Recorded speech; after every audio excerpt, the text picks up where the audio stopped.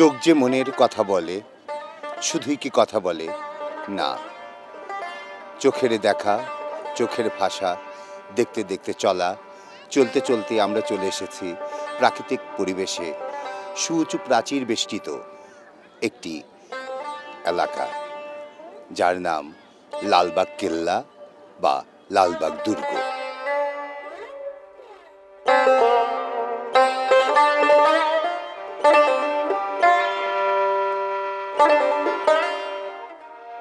চোখ যেমন দেখার মাধ্যমে প্রকাশ করে অনেক কিছু, তেমনি লালবাগ কেল্লা তার সৌন্দর্য দিয়ে আকর্ষণ করে মানুষের হৃদয় তথা পর্যটকদের। এরই আলোকে সাজিয়েছি আমাদের নিয়মিত বিনোদনমূলক অনুষ্ঠান আলো ছায়া।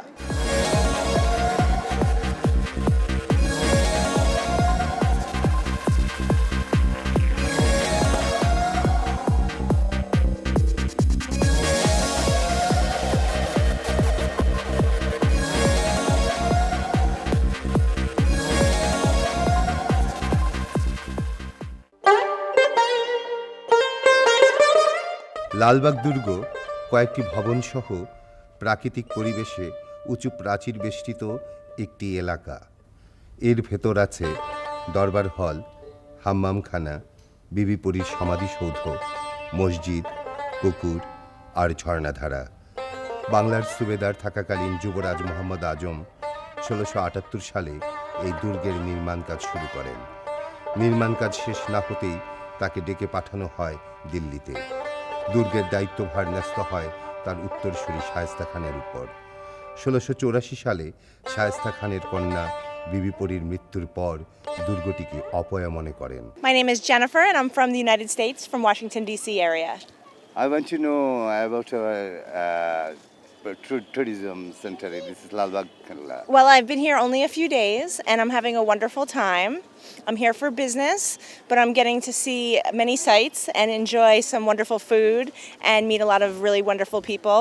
So I'm enjoying my visit very much and I hope to come back again soon. Shaista Khan ১৬৮৮ সাল পর্যন্ত ঢাকায় অবস্থান করলেও এই দুর্গের কাজ সমাপ্ত করেননি। কেমন লাগছে এখানে? খুবই ভালো লাগছে। এখানে তো এসেছেন আরো আগে। হ্যাঁ অনেকবার এসেছে। লালবাগ কেল্লা সম্বন্ধে কি আপনার কোনো ধারণা আছে? জি, এটা শায়েস্তা খানের একটি কেল্লা। কেমন লাগছে? ভালো। ফ্যামিলি নিয়ে আসছি সবাই, তো রিক্রিয়েশনও হলো, মজা হলো, অনেক কিছু জানা হলো বাচ্চাদের। এখানে আগে এসেছিলেন? একবার এসেছিলাম আগে, এখন আরেকবার এসেছি। আরেকবার এখন এসেছেন, কেমন লাগছে? অনেক ভালো। আপনি কি গান জানেন? হ্যাঁ। একটা গান শোনাবেন একটু? মানুষা মানুষা আবার তোরা মানুষা, মানুষা মানুষা আবার তোরা মানুষা, অনুকরণ খোলস ভেদে কায় মনে বাঙালি হ, অনুকরণ খোলস ভেদে কায় মনে বাঙালি হ, মানুষা মানুষা আবার তোরা মানুষা। এখানে কেন আসেন? এদিকে দেখার মতন অনেক কিছু আসে, তাই। কি মনে হয় আপনার কাছে বেশি আকর্ষণ? এই পরিবের মাঝে জাদুঘর, মসজিদ সবই ভালো লাগে।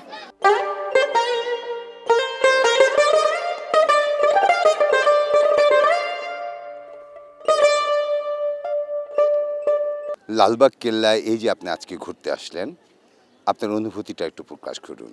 আজকের অনুভূতিটা আমার কাছে অন্যরকম লাগছে, কারণ এই ঐতিহাসিক স্থাপনা সংরক্ষণের যে অবস্থা, আমার কাছে একটি প্রশ্ন।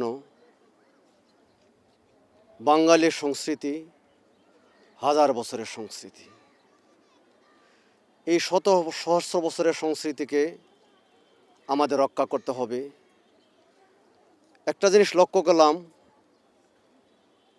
এই লালবাগ দুর্গের মূল অবকাঠামো আসলে নাই, তার রঙের পরিবর্তন হয়েছে। আমি সরকারের দৃষ্টি আকর্ষণ করব, পুরাতন আদলে পুরাতন রঙের অবয়বে যাতে এই ভবনটিকে দাঁড় করায়, তাহলে কি ঐতিহাসিক গুরুত্বটি পাবে। এই দেশে যুগে যুগে এসেছে ফরাসি, ওলন্দাজ, মোগলরা, সর্বশেষ এসে এসেছে ইংরেজরা। সমস্ত জাতি এ দেশে এসে অবস্থান করেছে এবং তাদের নিজস্ব ভাষা, নিজস্ব সংস্কৃতি এবং ধর্মীয় অনুভূতির উপর ভিত্তি করে এ দেশে অনেক সুন্দর সুন্দর স্থাপনা গড়ে তুলেছেন। এগুলি আজকে শুধু বাংলাদেশের সম্পদ নয়, এগুলি বিশ্বের অন্যতম প্রত্নতাত্ত্বিক সম্পদ। এগুলোকে রক্ষা করতে হবে। কালের আবর্তে অনেক স্থাপনা ধ্বংস হয়ে গেছে অযত্নে, অবহেলায়।